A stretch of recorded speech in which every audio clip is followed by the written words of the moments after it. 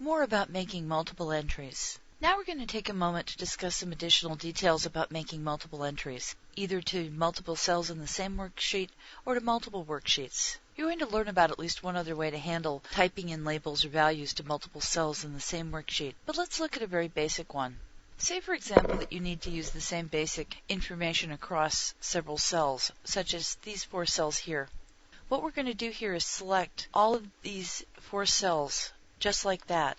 Basically, I pointed to the first one and then pressed and held my Shift key while I selected the additional 3 cells. Now I'm going to go up here and I'm going to type in the label or value that I want to appear in all 4 columns. For this purpose, it's going to be monthly total.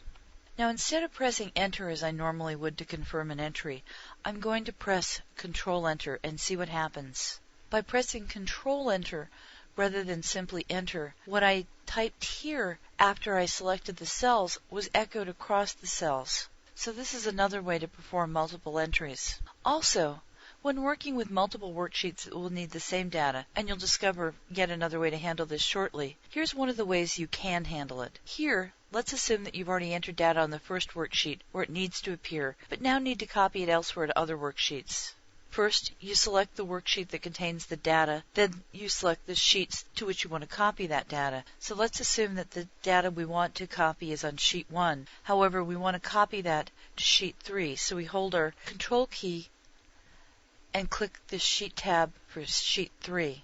Now I'm going to select the cell that contains the data I want to copy, which is this, and now I'm going to open the Edit menu.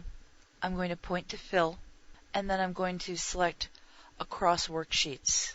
It asks Fill Across Worksheets, Fill All, Fill Contents, or Fill Formats. In this case, I'm going to have it Fill All, so I'll click OK. Now let's go look at sheet 3 and see if it has the entry duplicated. And certainly it does. To repeat an entry in other cells that you've already created elsewhere, here's another tip.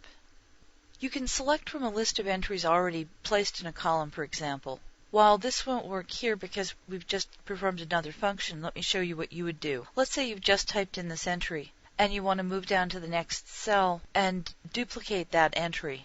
You would select this next cell, right-click, select Pick from drop-down list. Now right now it's empty, as I said, because I just performed another action. But normally you would see a list of entries that you've already made to this column appear in the drop-down list. So when you see it, you would just select from it and then choose the entry you want to duplicate. These are just some examples of multiple entries.